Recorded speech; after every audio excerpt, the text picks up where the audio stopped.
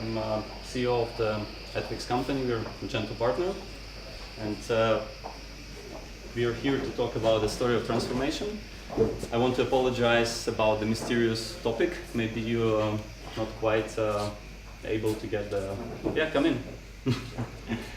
It's not easy to get the sense of what this topic is about, but it's going to be about the story of transformation of the company to be a distributed one over the years, and in general more philosophic and the cultural aspects of this. In advance, let me ask first, who of you are agencies or technology companies here? Yeah, and merchants? Who is too lazy to put the hand up? Yeah. So why talk about the transformation is why talk about the evolution, why talk about the change, is because this is why we are here. Because as we all know, it's not the strongest species that survive, it's not the most beautiful one or the most funny one, it's the most adaptable one. So I believe as companies we also have to be adaptable and to react to the changes in order to survive and prosper in this changing world. Why I can talk about the transformation, this is not a complete list of the things I or we as a company were doing over the last 10 years, and it's ranging quite heavily and still not finalized, I would say, and still we try to find our place and look at this round. But the thing is that question of what is easier and how. What to do is somewhat easier than deciding how do we do this or how do we want to do this. And in particular, in 2015 we've made quite a pivotal decision for the company and decided to transform from a traditional model where we had a single location, single office, everyone working in the same place, to a distributed model where this no longer would apply. So the idea behind the transformation was quite easy. Everyone should be able to work anywhere and looks logical, but then after some thought we put into it, there is a little fine print we have to add, that with this condition in place, nobody should feel left out. So how do we do this? We thought the first step would be, okay, prepare the new rules. What will change? How would we be working under this new kind of setup? So we had to answer some questions. Okay, we'll have multiple offices now. This will change. No longer one office. What to do? Okay, we'll approach this as co-workings. Time zones. There will be people in different time zones. What to do with this? Okay, we'll consider to have some kind of overlap hours where everyone has to be online on the team and solve the problem this way. Next one, communication. Go digital. It's already, we are 21st century, we are technology companies, why cannot we just communicate over a digital means of communication instead of being in the same office and talking to each other face to face?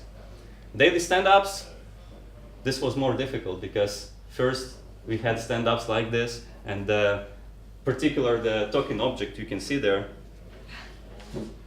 this one.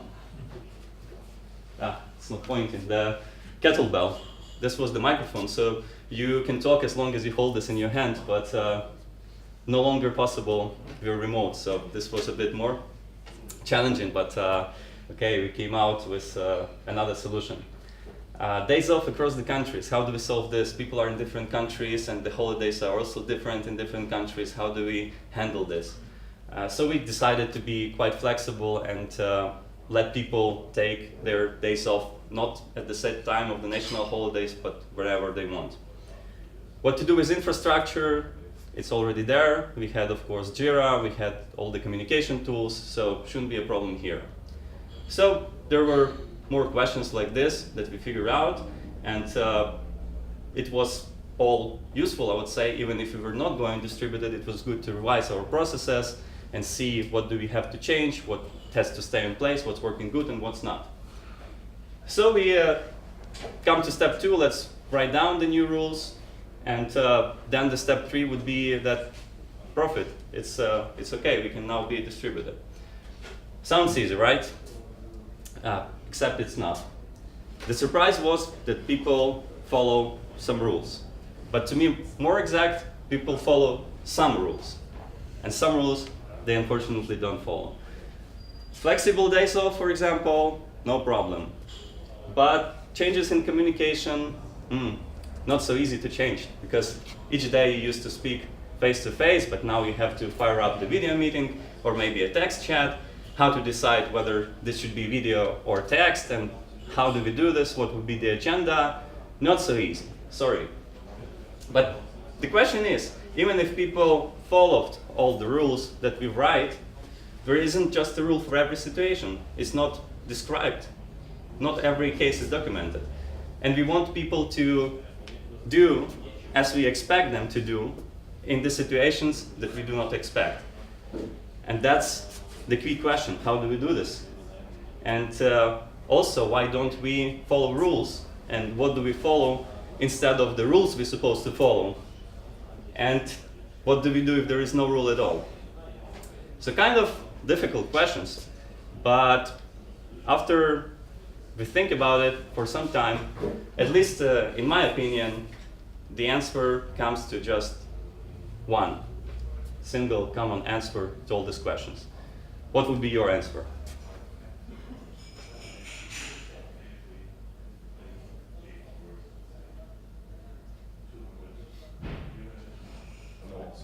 New rules? New rules, more rules. If we don't follow, make a new one. Maybe. But I'm not sure what this slide is doing here. Traditions. It's the answer to the questions. When we have no rule, we follow traditions. When there is no rule, we follow traditions. When we don't want to follow rule, again, what do? We go as we used to, as tradition tells us. That's what we do. And I believe that tradition is so powerful that it even prevails over written things, and at the same time, written things prevail over rational things. What do I mean by this? Let's look at this example, the picture from Africa. It's written, right? Just say no to corruption. It makes sense, it's rational, why not? I think everybody would agree. But the result is not there, it's not being followed. Why? People follow tradition instead, and the tradition is corruption. Or this is the video from Vietnam. You see people riding on the sidewalk with the bikes. And I think they have some kind of the traffic rules. Why not? I think it's forbidden to ride on the sidewalk. But still they do this. Why do they do this? Because they used to. That's the tradition. But for us outsiders, this looks a little bit weird, at least. So the difficult thing about traditions is that they live on their own. Example, this is a picture from Sri Lanka. This is the Buddha, this kind of carving in stone of Buddha. And in Sri Lanka, and also in some different countries like Thailand, for example, they have kind of tradition which turned into the rule and certainly into the behavior of people that you're not supposed to be disrespectful to Buddha. What does it mean? You cannot even take a picture with your back turned to Buddha. It's not permitted. People will be angry at you.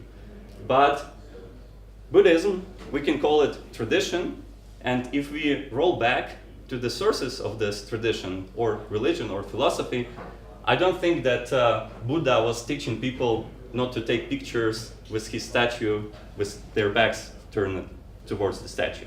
I certainly think it was not where the Buddhism started from, and it's not one of the founding pillars. But it is a part of the culture now, and I think it's even absorbed more by people than the core values of this philosophy, like being kind, not doing harm, and so on. People pay attention more to taking pictures. And this is kind of a vicious circle, because behavior forms traditions, and then traditions form behavior, and then again. So it's quite a challenge to break it once it's made of something, and it's always made of because traditions are there. This is one more example. I'm not sure how many of you are parents, but I'm sure those of you who are, and maybe those who are not, Also notice that kids, they don't learn from what you say, they learn from what you do. So basically they observe the tradition and they repeat it. So funny, but this example is not just for kids, but it's the same in every organization, group of people, and the company. So it comes down to changing the default behavior in the company. Again, how can we do this? How can we change the default behavior that forms traditions? Let me tell you a little bit about the chameleon. You probably know that they change their color, the color of their skin, to adapt to the environment, to have the color of the skin like the environment. How many of you knew of this fact? But it's not true. It's not true. They don't change their color to match the environment. They change their color in response to some internal reactions, to the stress or the danger, to show their desire to the species, or to scare someone off. That's the truth. Or maybe the truth that they change the color to the environment. What do you think? Difficult, right? It's kind of, okay, another example. Medieval people lived very short life. We all know they lived maybe to 20 to 30 and then they died. It's just now that people live so long. But the truth is, in medieval England, if you were lucky enough to make it to the age of 21, the average life expectancy was 64 years. And this was like 600 years ago. But it's contrary to the perception, the common perception that we have. Or we all know this for sure, that forbidden fruit is apple, right, in the Bible. You know it, right? Yes. But it's not. It's not the Bible. It's not apple. It's never, it never was in the source that forbidden fruit is exactly an apple. Do you believe me now or not? Do you think I'm joking? It's hard to see. I see some confusion, but what do you think?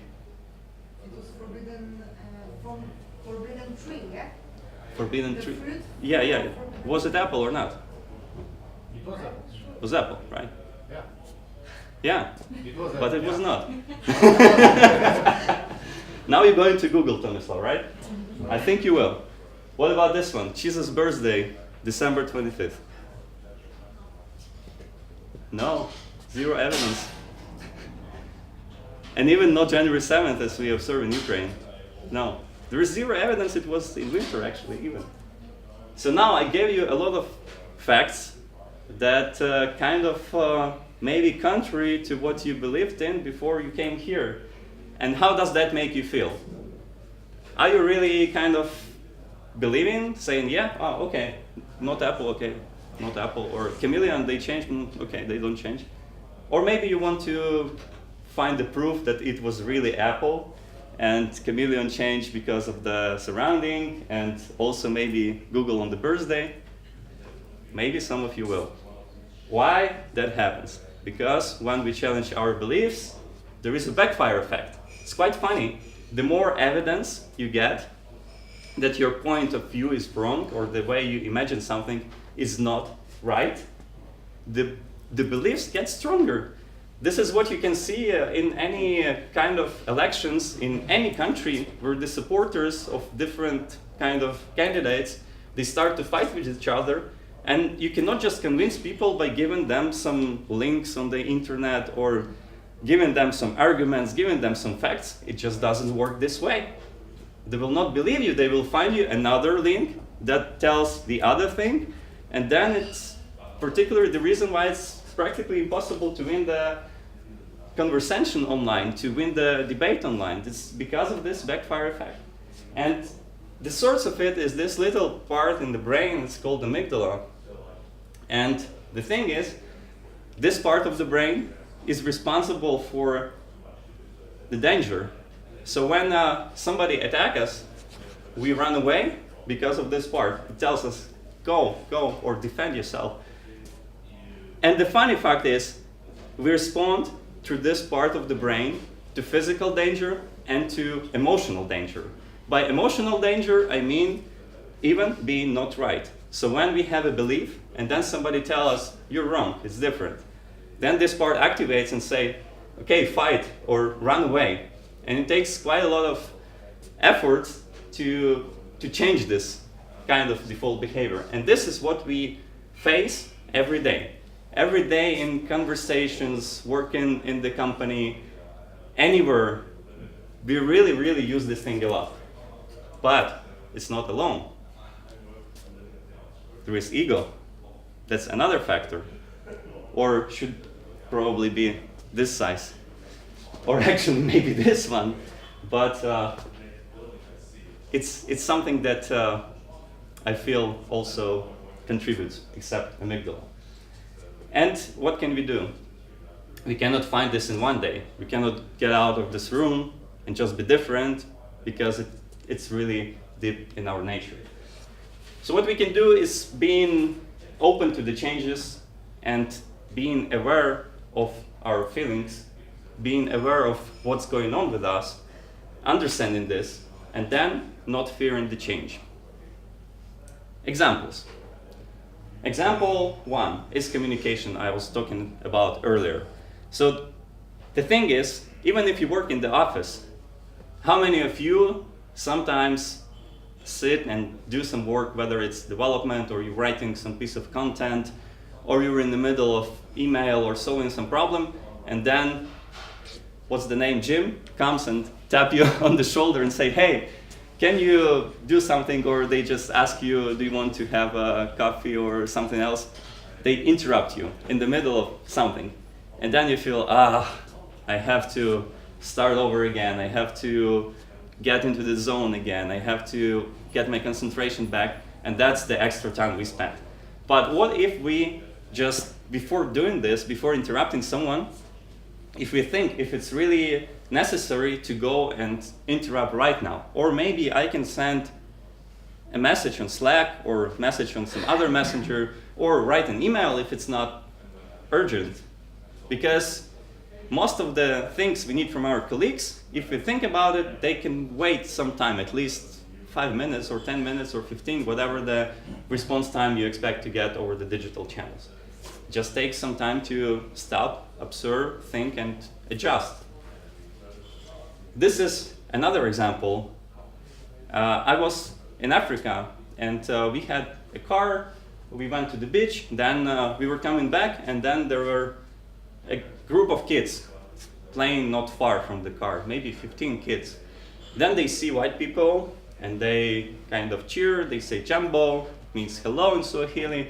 We of course say "Jambo" back, and then they run to us. They run to us, they step around us, and they all start to say "Bibi, Bibi," which means sweet, sweets.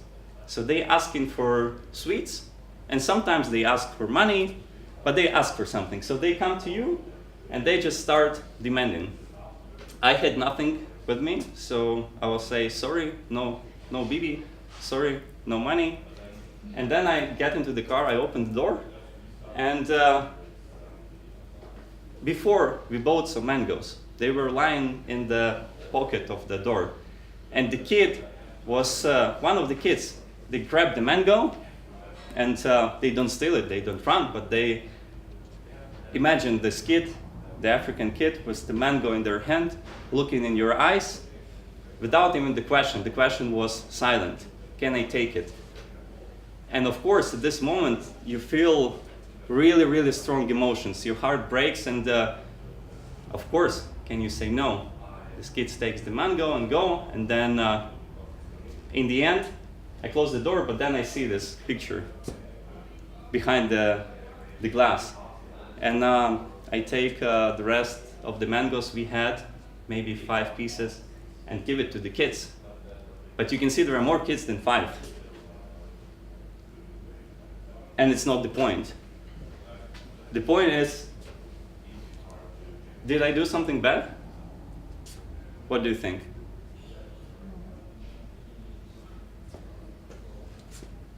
Was I a good man? You're not sure? You keep the strategy. I'm also not sure. And I think I was a bad person by doing this. Why? Because what did I just do? I gave them the mango, and they learn. They just reinforce their belief that the white person is kind of Santa Claus. You see white person, you run, ask for something, maybe something will fall down from him or her.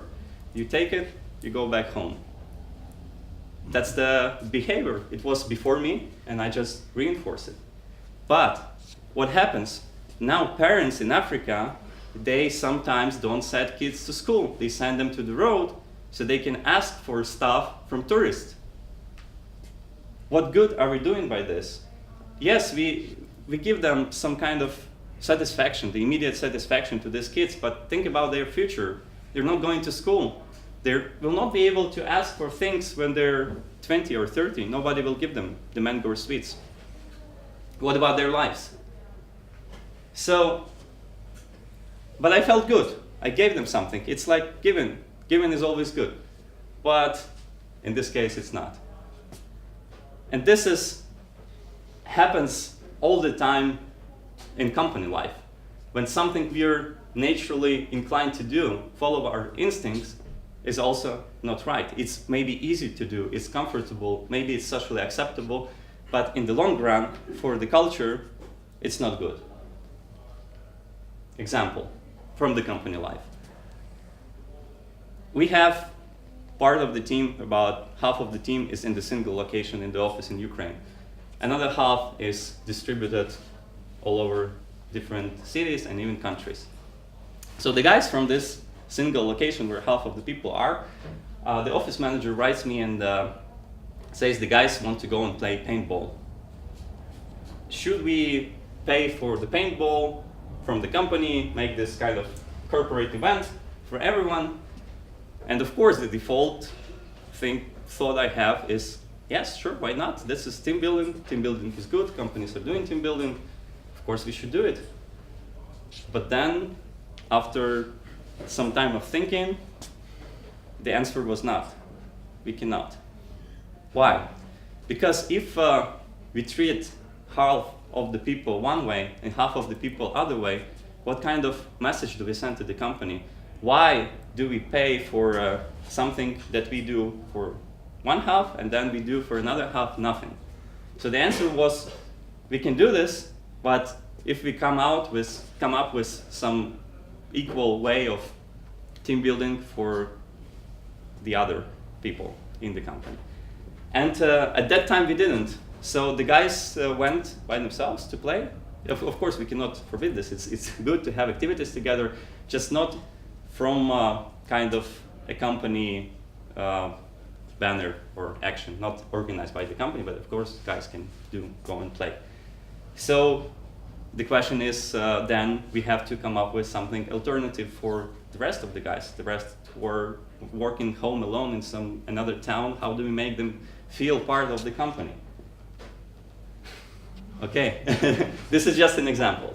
It's possible to find something that would work for the rest of the team. Maybe it will not be the same. How can you replace drinking beer in the pub with anything else? There is no match one-to-one. So the only thing we can do is to offer really good alternatives, and many of them, so each can select something they're interested in and participate. So for example, could be Counter-Strike or any other game with video meeting on, or just the voice conference call, and you just speak and go for 30 minutes or 1 hour, however you want. Another example was this, what we call the Adweeks Family Week. So we said, guys, you have 2 weeks to take your loved ones and to the restaurant and have a dinner at our expense, at the company expense.